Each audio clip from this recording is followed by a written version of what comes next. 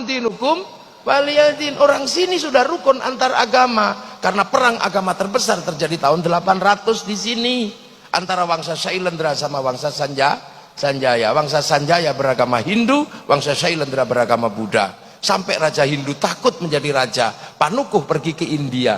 Di India belajar ilmu arsitektur, pulang dikenal dengan nama Resi Gunadarma. Yang Raja Shailendra bernama Garung bergelar Semaratungga, anti Hindu. Tapi begitu menang perang, dia putus asa karena mau bikin candi, nggak punya arsitek. Maka arsitek yang disuruh bangun adalah orang Hindu yang bernama Panukuh. Lahirlah candi Hindu, candi Buddha, nuansanya Hindu yang dikenal dengan Sambara Budura, Borobudur. Makanya kalau ada yang mengatakan Borobudur tinggalan Nabi Sulaiman, tertolak dengan teori itu. Kenapa? Karena Nabi Sulaiman berada di tempat yang namanya Ardul Muqaddasah, dan Ardul Muqaddasah bukan Sleman. Maka ndak usah sok Nabi Sulaiman dari Sleman. Lah iya, saya nanya jin yang paling tua bukan katanya. Lah itu akhirnya ada nuansa Buddha, ada nuansa dalam candi Buddha. Tiba-tiba anak Raja Buddha ini, si Semaratungga punya anak namanya Pramodawardhani Sematawayang, jatuh cinta sama si Panukuh yang orang Hindu. Mau nggak mau dikawinkanlah antara anak Raja Buddha dengan orang Hindu yang anti Buddha, tiba-tiba yang anti Hindu, tiba-tiba anaknya jatuh cinta. Makanya yang kemarin 0102 jangan terlalu serius, jangan-jangan anakmu saling jatuh cinta. Apalagi sekarang Pak Jokowi sama Pak Prabowo jadi satu. Ini hanya terjadi di Indonesia. Gak usah malu, gak usah malu, gak usah malu. Yang kemarin mau jihad, mau apa, gak usah malu. Kalau engkau tidak menangkan kami, aku takut tidak lagi yang menyembahmu. Udah gak usah, gak usah. Gak usah, gak usah, udah. Ini Pak Jokowi, ini Pak Prabowo, orang-orang hebat di Indonesia. Akhirnya 5 tahun ke depan orang juga takut kalau berseberangan terlalu serius. Jangan-jangan kayak kemarin. Ini selesailah para supporter ini. Ampun sudah sekarang ini. Ketemu strategi berangkulan antara orang Jawa, ya orang Jawa Solo dan orang apa Pak Prabowo itu turunan mana itu? Jawa sama Manado. Rukun gitu. Yang lain supporternya, hah? Aku udah terlanjur cerai, gimana? Aku udah terlanjur mengatakan haram. Aku udah terlanjur bersumpah akan potong kemaluan. Ini gimana? Terus gue mesti bilang wow gitu? Enggak juga. Makanya biasa aja.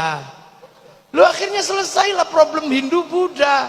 Akhirnya ketika Merapi meletus pecah dua, Semaratungga punya keturunan namanya Balaputra Dewa dari Wangsa Shailendra pindah Palembang, gak ribut agama. Karena makanya Sriwijaya jadi besar. Sindok pindah ke timur bangun Wangsa Isyana, menjadi Kadiri sama Doho, lahirlah Singosari, gak ribut agama. Pada zaman Majapahit, di zaman era Brawijaya, bangsa ini dirukunkan dalam satu kerukunan besar namanya Bhinneka Tunggal Ika. Setelah itu saling jaga, Hindu jaga Buddha, Buddha jaga Hindu. Maka kemudian kalau ada Banser, ada Ansor kok jaga gereja, nggak usah ribut. Itulah warisan asli bangsa Indonesia. Di Bali yang jaga masjid pecalang, di New Zealand yang jaga masjid orang Nasrani. Nggak usah ribut. Tumpeng masuk gereja, nggak usah marah, nggak usah emosi, nggak usah, hanya karena kebiasaan, ya usah, udah biasa aja ini Indonesia. Nonton film Korea biasa aja, nggak usah kafir. Masa gara-gara kalah ganteng sama aktornya terus bilang kafir? Jangan gitulah.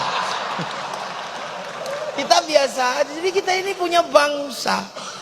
Jadi kita rukun, makanya kiai rukun karena bineka. Para tilmidun muridun rukun dalam bahasa santri, dan sampai hari ini kerukunan itu terjaga. Hanya di Indonesia Yamaha rukun sama Honda, hanya di sini. Hondamu apa? Mio, itu hanya di sini. Hanya di sini minuman botol rukun dalam nama Aqua. Hanya di sini mie instan rukun dalam nama Sarimi. Hanya di sini seluruh pompa air rukun dalam nama Sanyo. Hanya di sini seluruh pembalot rukun dalam nama Softtek. Itu di sini. Udah biasa. Hanya di sini. Itu. Ini di Indonesia rukun.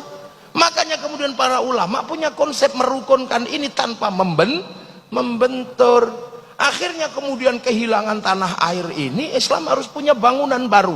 Maka lahirlah sebuah bangunan baru di mana raja dan hamba sebagai struktur yang disepakati di Nusantara mulai dibikin struktur kecil di tengah antara raja dan hamba. Struktur itu dikenal dengan nama musyarakah yang akhirnya menghasilkan bahasa masyarakat.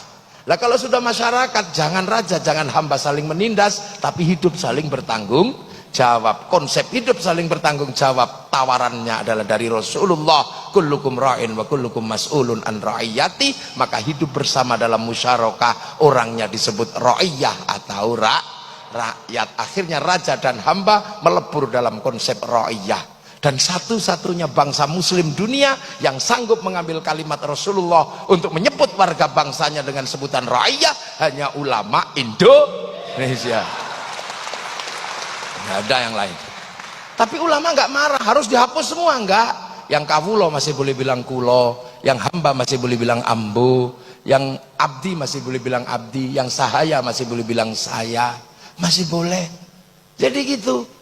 Lah terus kemudian ro'iyah kalau ngumpul, Al-Quran menjelaskan wasyawirhum fil amri, maka kemudian lahirlah konsep musyawarah. Nah kalau musyawarah jangan menang-menangan sendiri. Al-Quran mengajarkan tafassahu fil majalis wafsahu yafsakhillah. Maka ruang musyawarah namanya majelis. Ngangkat pemimpin standarnya wasi'a kursiyus samawat, maka kedudukan pemimpin disebut kursi. Sunan Ampel nata ini semua. Datuk Ribandang dikirim ke Sulawesi, Aryo Abdillah dikirim ke Palembang, Hatib Dayan dikirim ke Kalimantan. Lahirlah sistem ro'iyah, sistem musyawarah, musyarakah. Kemudian ini bersatu, Belanda datang, dilawan secara bersama-sama. Belanda pergi, daerah yang merupakan konsep para wali bersatu dalam sebuah nama wilayah. Artinya al-wali meninggalkan wilayah, dan wilayah itu dinamakan Negara Kesatuan Republik Indonesia. Makanya kalau ada pertanyaan kenapa Arab satu bangsa bisa pecah menjadi puluhan negara, kenapa Eropa satu bangsa bisa pecah menjadi puluhan negara, tapi kenapa Nusantara yang puluhan bangsa mampu bersatu dalam satu negara? Karena ada santri, ada kiai. Ini jawabannya. Dan kalian menikmati itu hari ini, siapapun apapun aliranmu, menikmati itu. Yang Nasrani, yang Hindu, yang Buddha, yang Islam menikmati itu semua pada konsep besar Bhinneka Tunggal Ika. Makanya kita pakai merah putih. Penyelesaian kita antar bangsa pakai Pancasila. Makanya jangan kau bawa sistem penyelesaian bangsa lain menggunakan dibawa ke sini. Perdebatan penyelesaian bangsa setelah Bung Karno, zaman Balai Pustaka, apakah akan diselesaikan dengan cara Eropa? Tidak bisa. Lahirlah sebuah novel yang kemudian dikasih judul Salah Asuhan. Apakah akan diselesaikan dengan cara Arab? Tidak bisa. Lahirlah novel di bawah lindungan Ka'bah. Apakah akan diselesaikan dengan cara Indonesia full? Tidak bisa. Kenapa? Lahirlah novel namanya Siti Nurbaya. Apakah akan diselesaikan dengan cara Belanda? Lahir tenggelamnya kapal Van der Wijk. Apakah mau diselesaikan dengan itu? Nah sekarang banyak yang menganggap bangsa ini sakit, tiba-tiba membawa penyelesaian dengan cara dari luar. Makanya aneh. Membawa Hizbut Tahrir ke Indonesia itu aneh. Hizbut Tahrir didirikan oleh Taqiyuddin An-Nabhani untuk menjadi problem solvingnya bangsa Filistin, dan itu gagal di Filistin. Maka kenapa kau bawa produk gagal masuk ke Indonesia? Jangan. Ikhwanul Muslimin kemudian mau dipakai menyelesaikan problem Indonesia, nggak bisa. Ikhwanul Muslimin didirikan oleh Hasan Al-Banna sebagai problem solvingnya orang Mesir, dibawa ke Indonesia, di sana gagal, Mursi digantung. Akan kau selesaikan untuk Indonesia? Nggak mungkin. Kita bukan tipologi sana, kita puluhan bangsa bersatu dalam satu negara kesatuan Republik Indonesia. Maka kita pakailah problem solving Nusantara, cara-cara Indonesia.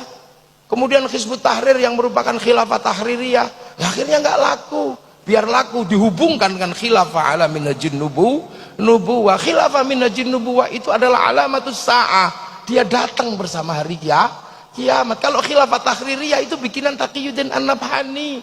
Maka biar seolah-olah Taqiyuddin An-Nabhani dengan khilafah tahririyah nyambung dengan khilafatun nubuwah yang bagian dari tanda kiamat, maka ada yang selalu mengatakan kiamat sudah dekat. Masih jauh, masih ada santri.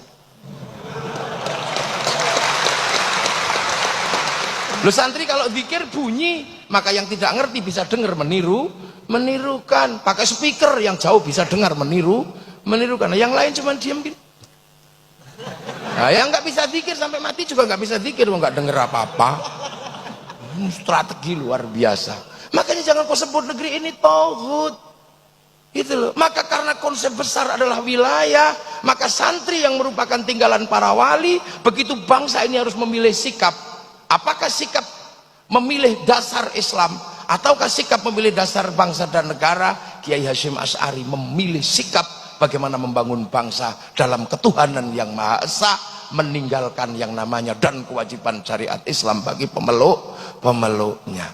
Dan ketika bangsa ini diganggu, kenapa? Karena apa? Karena kedatangan bangsa yang akan mengganggu bangsa. Kesadaran wilayah, kesadaran musyarakah, kesadaran bahwa ini adalah tinggalannya para wali harus dipertahankan.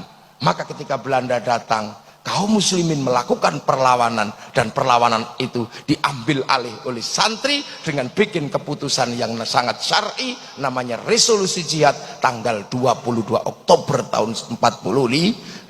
Meledaklah 22 Oktober perlawanan santri, dan dari 22 Oktober lahir 10 November. Tanpa 22 Oktober, tanpa resolusi jihad, tidak ada yang namanya 10 November. Maka 10 November hari pahlawan, 22 Oktober hari santri Indonesia.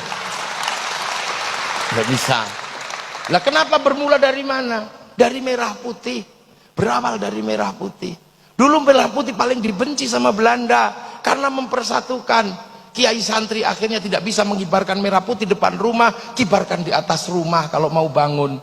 Belanda curiga tiangnya dikasih tebu, Belanda curiga tiangnya dikasih kayu, dikasih bambu, dikasih padi, masih curiga dikasih pisang, masih curiga dikasih kelapa. Akhirnya datang ke situ bawa makanan tumpeng sama ingkung. Doanya Allahumma barik, maka datangnya tumpeng ingkung dikenal dengan nama barian. Allahumma barik. Akhirnya makanannya habis, padinya mengering, tebunya mengering, pisangnya rontok, kelapanya rontok, yang tersisa tinggal merah putih. Ini perlawanan kami mencintai persatuan lewat bendera merah putih. Tapi oleh Belanda akhirnya ditambah biru, santri ngamuk disobek. Begitu disobek mereka ngamuk semua, dan yang paling bertanggung jawab adalah santri. 22 Oktober resolusi jihad menghasilkan peristiwa 10 November di Surabaya. Makanya bagi anak milenial kadang merah putih hanya berharga 50.000, tapi santri yang menganggap ini bagian dari perjuangan nenek moyangnya mempersatukan Nusantara, maka merah putih berharga nyawa, ribuan nyawa. Sekarang merah putih tidak minta darah dan tidak minta nyawa, hanya kita minta diangkat oleh tangan kita kiri. Bagi anak milenial yang nggak mengerti ini, dia akan mengatakan tauhid, mengatakan bid'ah, mengatakan musyrik. Ini pasti zaman perang nenek moyangnya, bukan bagian dari sejarah perlawanan bangsa. Ini Nusantara. Dan sekarang bangsa ini terus akan maju di tengah pergeseran besar antar bangsa. Ketika bangsa ini merdeka, bangsa ini disuruh memilih setelah Hitler jatuh tahun 48, karena Amerika sama Soviet terus berperang, mau ikut mana? Bung Karno tidak memilih ke kiri atau ke kanan. Akhirnya kemudian Bung Karno dijatuhkan. Sampai di eranya Pak Harto, kiri dan kanan masih terjadi Amerika sama Soviet. Dan hari ini pertarungan besar Amerika sudah mulai diruntuhkan oleh kekuatan baru namanya Shanghai Corporation. Anak-anak mahasiswa pasti tahu itu. Shanghai Corp adalah negara baru yang bangkit setelah kelompok yang menyebut dirinya United Kingdom, United States. United Kingdom, United States dulu bangkit karena punya minyak dari negara Arab namanya Aramco. Maka setelah Aramco tidak lagi mensuplai, maka kemudian negara-negara kecil-kecil ini mencari minyak dari negara Syiah, negara Sunni, lahirlah kelompok besar namanya Shanghai Corporation. Amerika emosi, maka kemudian sumber minyak Shanghai Corporation diantem dengan isu Syiah Sunni. Maka kita mengenal isu Syiah Sunni, tapi proses itu gagal. Kenapa? Karena Indonesia nggak terlibat. Coba Indonesia terlibat dalam konflik itu, pasti jadi.